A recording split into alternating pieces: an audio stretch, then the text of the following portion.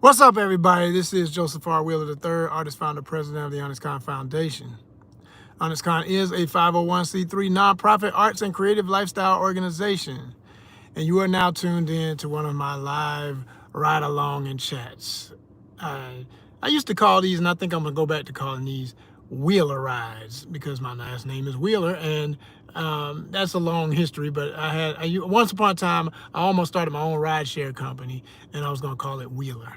WELR. Since all the major rideshare companies have like 4 letters, I was going WE with the big bar over the top of the E, pronounce it with the Wheeler, like a wheel rolling. Yes, that's my name, but it's WHEELER. But for the sake of company, I was gonna do. But anyway, that didn't go into fruition. It was never meant to be. It was meant to be at the time, but it wasn't really meant to be in reality, and that's okay. That's anybody who does real business understand things come and go, but you keep it moving. You don't keep moving towards something that's an obvious deterrent to your success. You move, but you can reinvent something, and I did. I turned that into content. I made it ride along with me, and I'm still gonna share the ride. So it's a ride share. I would show people where I was driving and things, and I'm gonna start back doing those even. But bear with me on that because that takes a lot of editing and stuff. Because I try to make sure I don't have people's. I mean, it's hard not to have people's license plates and stuff in videos when you driving behind people and stuff. That's gonna happen. But I try not to have it just like blatant, what I mean, and all that kind of stuff when I do those.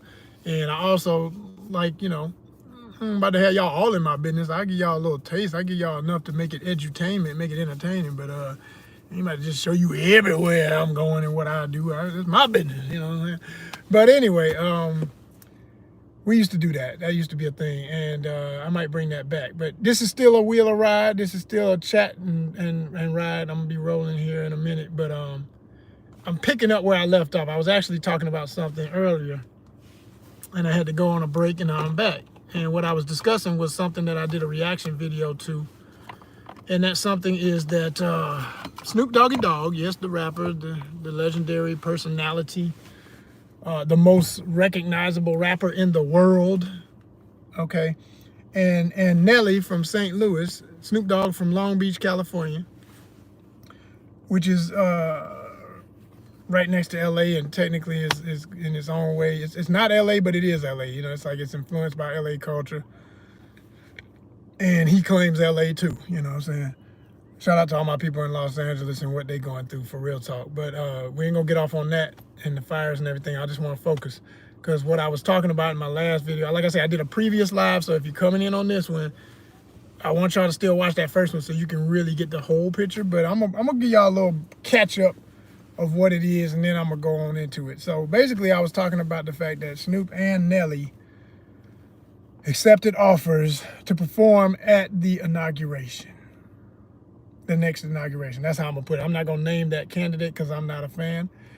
I'm not gonna name that individual because I'm not a fan, and I will stand on that. And I'm not gonna change that up. I'm not gonna hide that. I'm not gonna pretend and act one way and then turn another way like so many people are doing these days, where they say they about one thing, but then you see what they really about, and you're like, what the hell? Like, what? Huh? No, no, no, no, no, no, no, no, no, no, no, no, no. Where my allegiances are, they stay. They evolve because I'm an evolving human being, but if they change, they ain't gonna change so much that you couldn't recognize my decision. You'll be like, yeah, that makes sense for everything Joseph always said he was about. So that was my issue with what I witnessed with this situation with Snoop and Nelly, because first and foremost, I mean, both of them at the end of the day are entertainers coming from two of the most harsh urban environments, especially Nelly, and I'm gonna tell you why in a minute. Environments, and that's a typical story for most rappers. Now the difference with California though, in Long Beach, I've been to Long Beach. I haven't spent a lot of time there, but I've been to Long Beach, and I got family in LA and stuff. And so when people, the weird thing about LA is it can look like a nice neighborhood and still be jacked up, because if the mental is effed up, you still got the crime, you still got the gangs, you still got the drugs, you still got all kind of abuses going on behind closed doors or in the front porch or whatever. It's a weird place like that. And I admit, Atlanta, which I'm from Atlanta. I like to call Atlanta like a mini LA, because a lot of stuff that LA has problems with, traffic and otherwise, crime, etc. Atlanta now has those same problems in a different way, but yeah, it's much the same in that way. In the same way, LA is a town that attracts any and everybody from all over the world, so has Atlanta. And it has evolved because of that, with that, for better or for worse. But back to the ultimate point about with Snoop, this is where I left off. I was talking about his career. I broke down, like I said, you got to see the first live to really understand everything if you don't already know this stuff about him. But, I was breaking down how he came, what he came from, how he doesn't hide the fact that he had a gang history when he was a young guy, and that's what he came up in and all of that. He's commercialized his cripping. Him being a crip is like, it's commercialized, like a lot of rappers have done. Nelly is from a town that was influenced by that LA gang culture to the point where you got Crips and Bloods there that have been there since the 90s, maybe even the 80s. Okay. You could probably say the 80s, but definitely the 90s when that came in so strong. You can go back to certain songs that'll give you the oral history of it, where Ice Cube's absolute classic, where he talks about, he does role play in the song, and he's talking about how gangsters came from LA dealing in the crack trade, and because they were under so much surveillance and pressure from the police there, they started to branch out into other cities. And St. Louis was a major lick. Okay, they went there with all intention, and it was criminally successful. To the point where it changed the culture of the place, and to this day, you've got a strong presence of Crips and Bloods that were gangs that started in LA that are now in St. Louis. So Nelly, coming out of all of that kind of environment, having been growing up in St. Louis, from all general accounts, some kind of hood connections and things of that sort.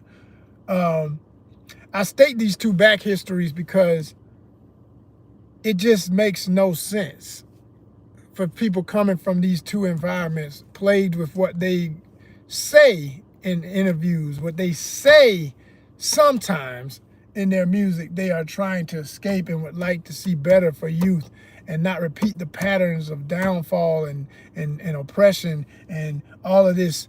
We can stop all of this. We got to get them out of that. Like, Snoop does his football league for kids to keep them out of gangs and stuff.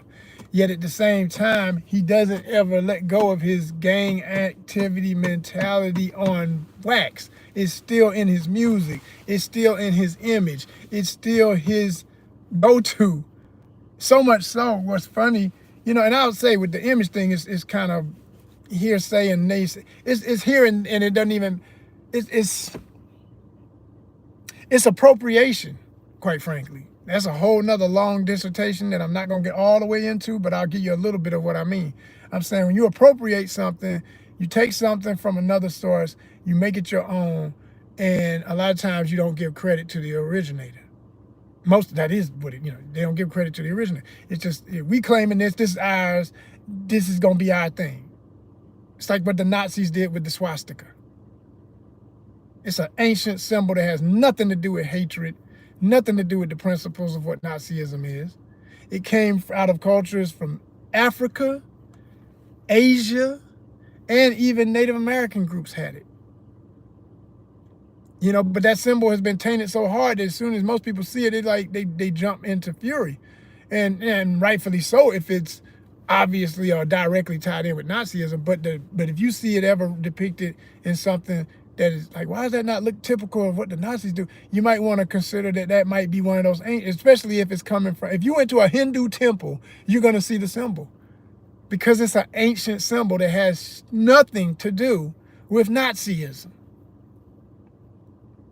It's like, I've said this before, and I might have to do a whole video about it and break it all the way down for what I know. But again, for quick reference, it's like urban gangs, blacks and Latinos especially, using the tradition of bandanas as their flags for their colors. And it doesn't matter what color, some people that don't understand and haven't studied gang culture, like I grew up, when that stuff started hitting Atlanta, even in bits and pieces. I've just always been curious. And because I grew up in hip hop, was born into hip hop, I'm almost as old as hip hop. Okay, born into hip hop. I just always wanted to know the origin of things. I don't like you tell me this is what it is. I say, well, why? I'm like a little kid that wants to always keep asking the ultimate question. The ultimate question in one word is why. So I always kept saying, well, why? You can't just tell me, well, that's just the way it is, and that's just what it's always been. That's bullshit. What do you mean always? There wasn't always urban gangs. There wasn't always urban environments. There wasn't always cities. There wasn't always people, for that matter. We ain't always been here as humanity. You can't give me that. You can't feed me anything and say it's always been like that. That's just what it is. No, I don't care how much violence and bullying and ignorance you stand behind it with and hold up your guns, your knives, your anger. I don't give a shit if you standing on something saying this is the beginning and we the start. No, you're full of shit. That's not the truth. The truth is always a longer history. The facts are always deeper than this fluff that's on the surface. What they call a flag and a bandana is actually something that is a derivative, a cheaper version for workwear. There's a cheaper version of more formal textiles used as cultural identification and significant homages to various cultural motifs that, again, were more sacred, and if not always, heavily sacred, just symbolic of the environment, the flora and fauna of areas of the world that most people don't ever know nothing about this. When they go throwing up a flag, talking about this our gang, man, if you don't sit down somewhere, there's no such thing, quite frankly. If you're saying that's you, that's not you. The paisley is a representation of a leaf of a tree found in the Middle East. It dates back to Persian art. That's the origin of that. The cross forms that you'll see with the dots in each corner on a lot of bandanas, again, ancient symbols. That right there is so universal, I can't even give you one. But we can always start with Africa because that's the origin of all humanity. If you got a problem with that, you got to get out to school because you ain't going to pass this class. It's time to leave now. Because I always love it when I see the number drop when people looking and they're like, what are you talking about? It's like the Wicked Witch of the West. You throw some water on her, water's pure. I'm melting. I bet you are. I bet you are. With your ass. Look here. Look here. Class is in session. Tired of the nonsense. Tired of the buffoonery. Tired of the coonery. Coonery. How do you justify? Hold on, I'm not ready yet. I'm still on the bandanas and stuff for a second. Let me get out for that and I'm gonna be done with y'all on that part. You got folks claiming NFL, NBA, especially, National Baseball League teams in the name of gangs in LA and all over the country. They've been doing that since I was a kid. They take a cap and this represent us. Why? Because we can't create nothing ourselves. We're marginalized, we're disenfranchised, and our anger and disgust from all of these broken homes and distraught children. And see, I've taught in Section 8 apartments. So let me say that real quick for all the naysayers who can't stand to hear somebody talk about the hood and they from the hood and they feel like can't nobody like me coming from a two-parent home, both my parents educated, HBCU educated, proud, loving, full of ethics. They don't want to hear it from somebody like me because how the hell you relate, man? You ain't bang. You wasn't in no hood. You wasn't in no sets. You wasn't in no fool. I was keeping them out of it.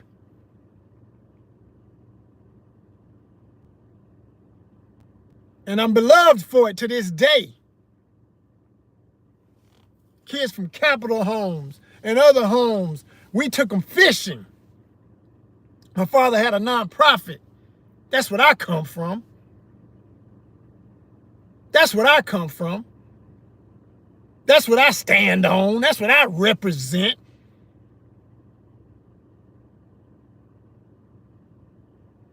So I'm easily perturbed and frustrated when I see the cycle keep repeating itself of the stupidity, of the betrayal. I'll say that again, of the betrayal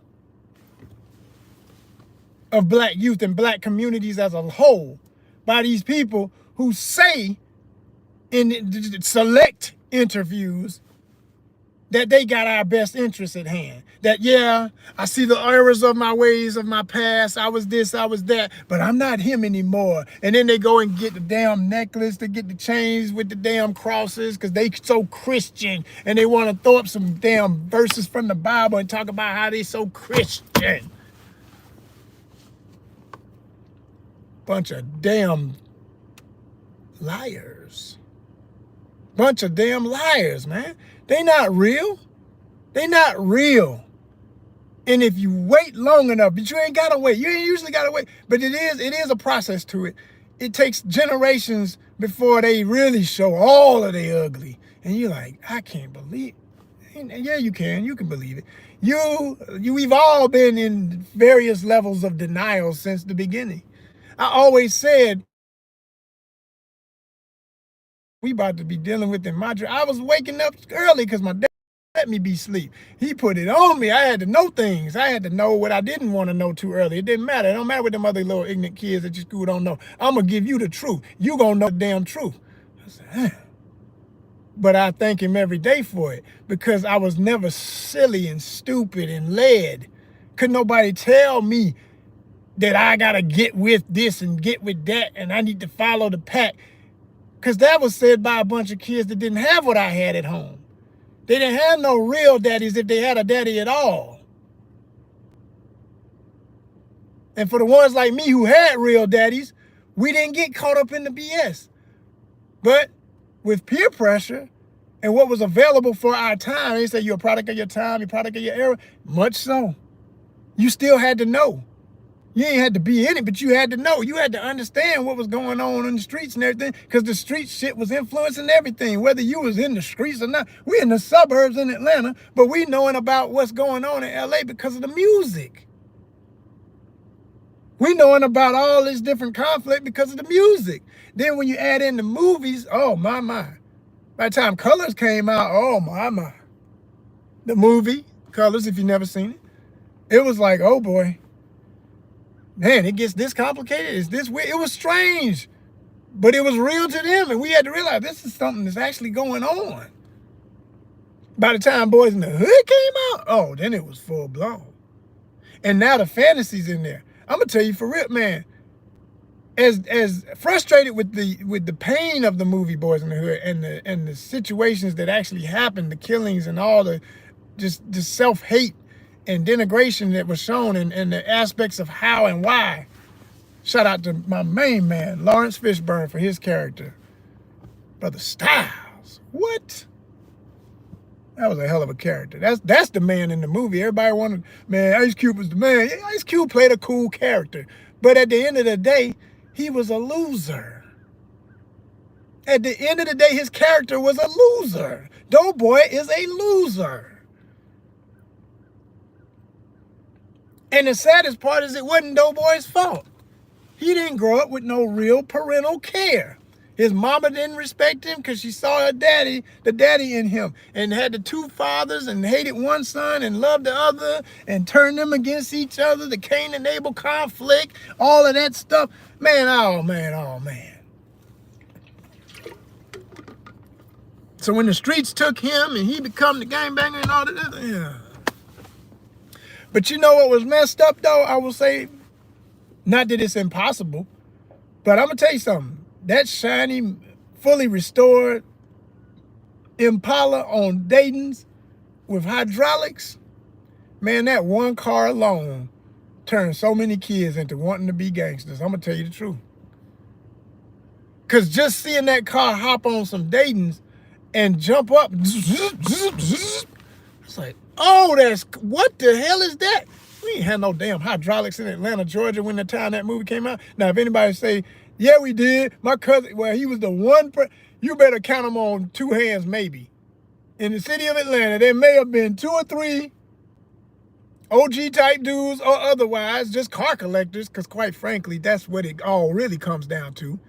The first time hydraulics were made by, it was a black guy actually, I forget his name, in California, who came up with the first system for how hydraulics worked. And then it got picked up by Latinos. The Mexican community loved it, and they blew it even further into a culture. And of course, blacks were into it all along. So blacks and Latinos, especially Mexicans in LA, definitely made that culture what it is for lowrider culture, that part of it, the whole hydraulics thing, the whole hidden side, left to right, front to back. And because so many people were caught up in all the elements that created gang culture, yes, a lot of them when they were young got caught up in that, but the way out was through car culture. The way out was through sports. The way out was through rapping. The way out was through anything artistic. The arts are the way. This is the way, my Mandalorians. But when you blend these things together and it happens, you know, movies are about sensationalism. The main truth, and I remember hearing that in articles and seeing it in different documentaries. I'll never forget somebody saying, man, that wouldn't have ever been true. You wouldn't have had nobody doing, I mean, not to say it's impossible. Like I say, it has happened. Anything you can imagine has happened. But on average, wasn't nobody doing no damn drive-by to get revenge for their brother's death like it happened in Boys in the Hood in they show car. Technically, Ice Cube's car that was in that movie, that was a show car. Somebody in a true car club let it be borrowed, paid for, excuse me, okay, rented out for that movie. Well, no. The average drive-by vehicle is a hoopty, as they call it. The lemon, the beat-up, busted car. Because you ain't driving nothing fancy in case you get shot back at, and for getaway. That's how they did stuff. That's how they still do all kind of garbage. But the issue is this, the mentality of what that creates when you see it all fancy and make it look fly. Man, oh boy.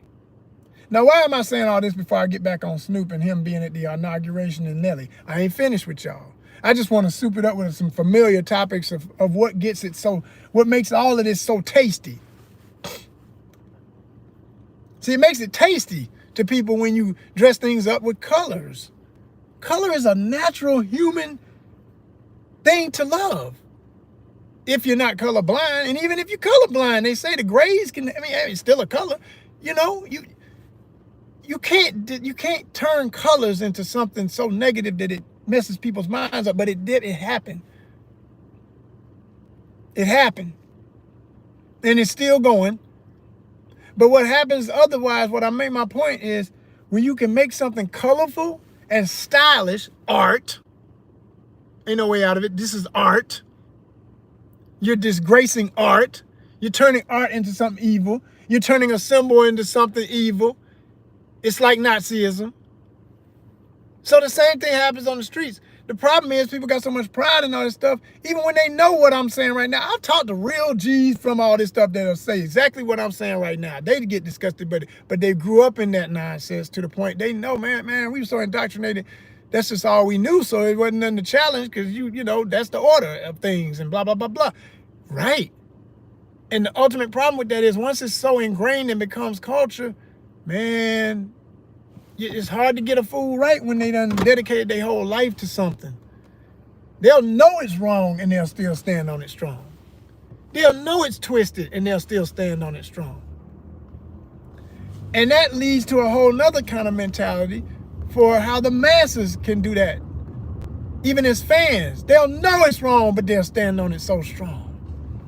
Because it's colorful. They made it stylish, man. It look cool. Every time Snoop do something in his videos, he in them fancy cars with them hydros on it. He in a cool looking outfit. Whether he put it together or more than likely his professional artist, stylist put it together. Get you some fabrics you can't get at the swap meet. Mix it with a little bit of stuff you do get at the swap meet. Come up with something that's so damn fabulous. You say, man, that look kind of cool. Yeah, it looks cool. Cool is cool. Cool is cool. Cool is cool, but fool is also fool.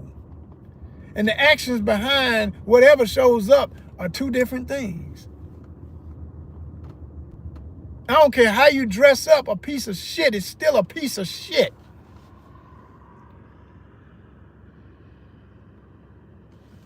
If somebody's about something that's dysfunctional, it's still dysfunctional. I don't care how sweet you make it look, taste, smell, because art appeals to the senses. It don't matter how you do all those things, but what's dangerous is because it appeals to the senses, which connects to your third eye, your absolute essence, your soul, man, if you can't keep it straight in your head how it all goes together, you can be tainted and twisted.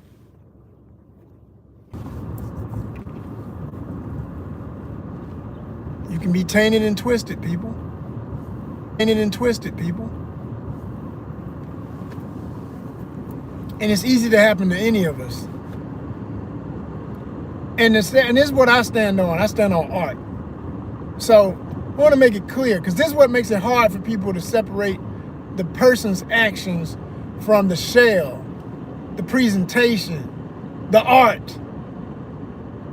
Snoop and Nelly are artists. They create works of art. When they appear on camera, they are a work of art. Snoop is always fresh in an outfit. Whether you like the outfit or not, it's gonna be clean.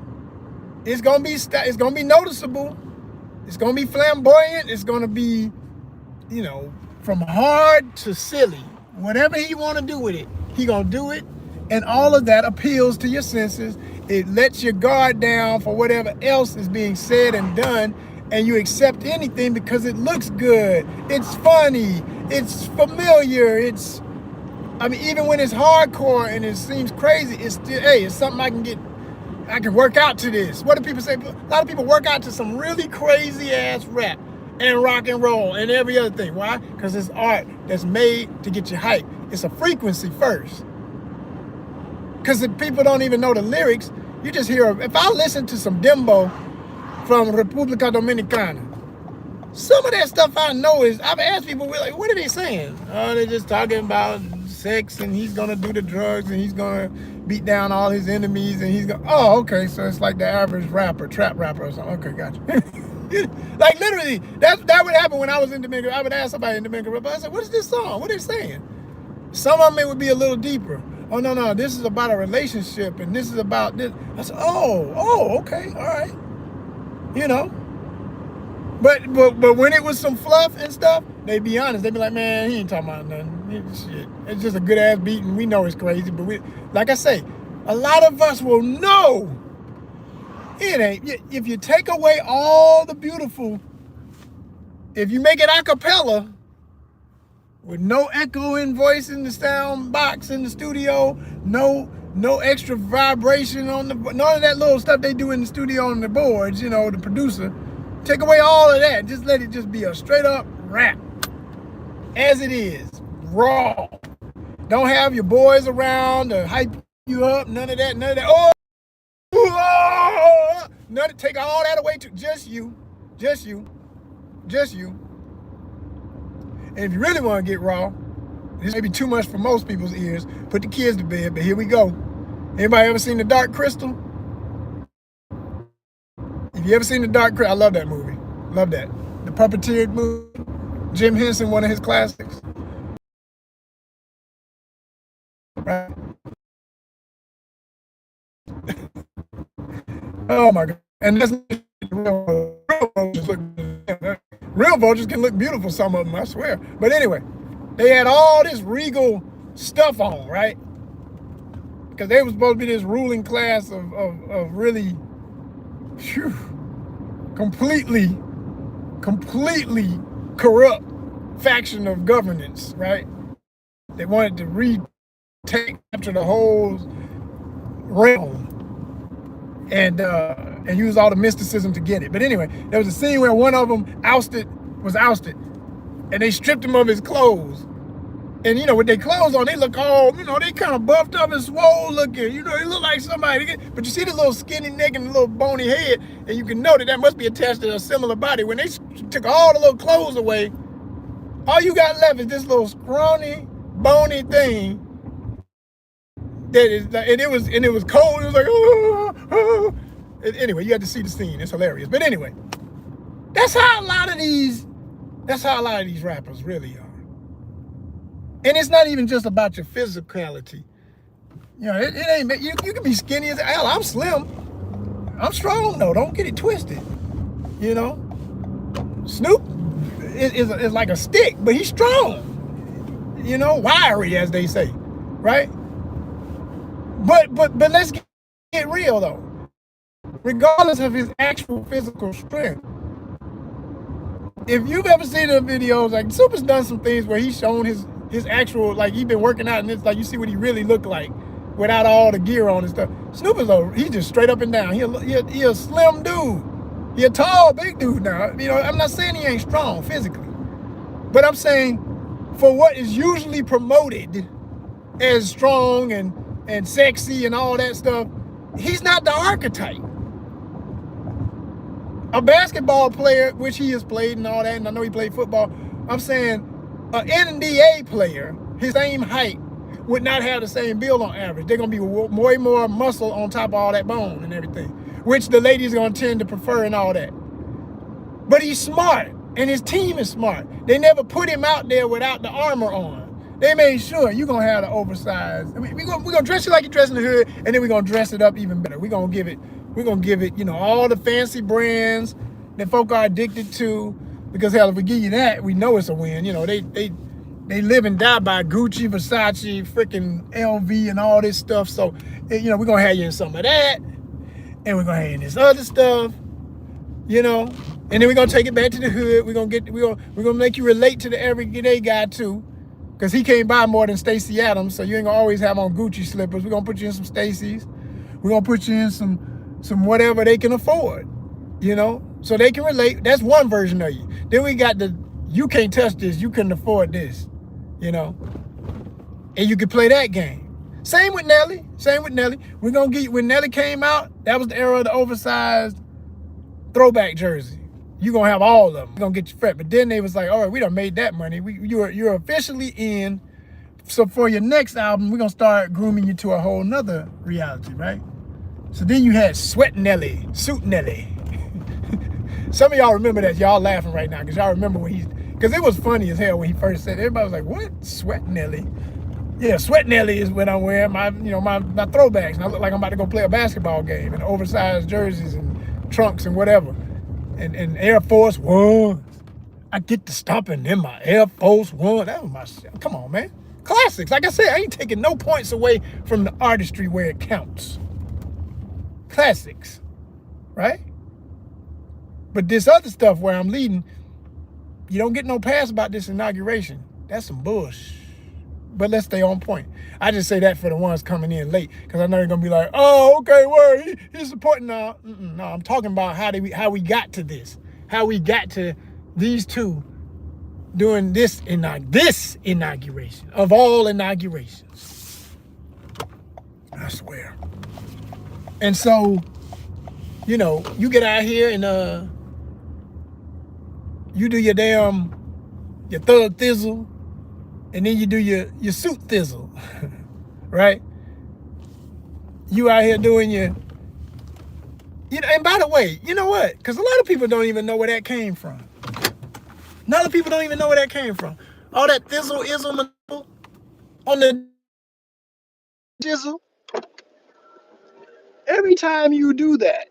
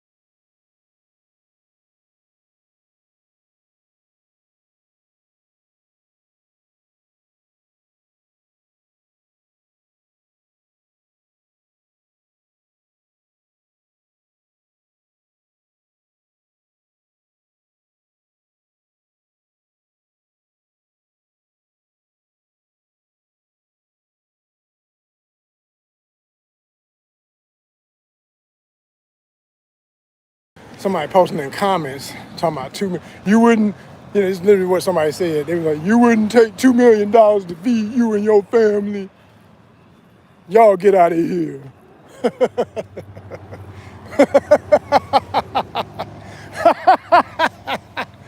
Oh my gosh.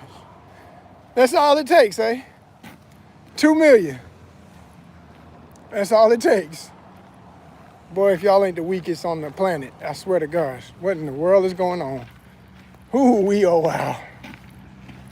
Ooh, we oh wow.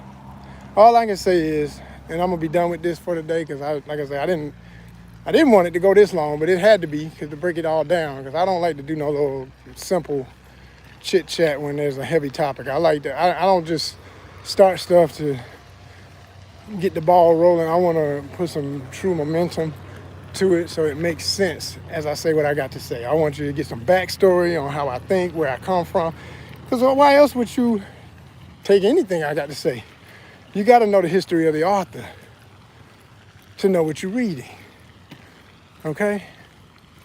Got that from KRS-One, who got that from somebody else, and it's just a beautiful quote. I love it. It's absolute truth.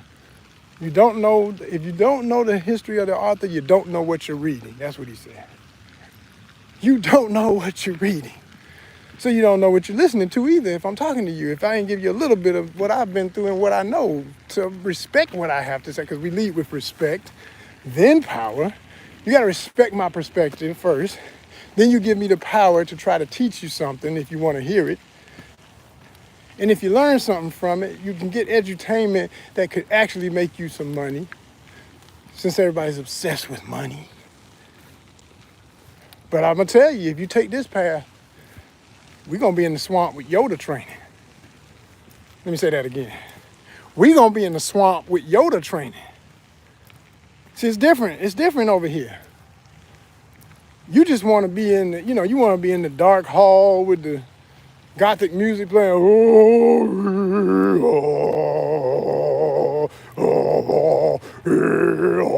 But it's big and it's fancy and it looks like a lot of money went into it. And there's an ugly mother on the damn throne with his face falling off. And he tells you, you are my new apprentice. Go and kill the Jedi.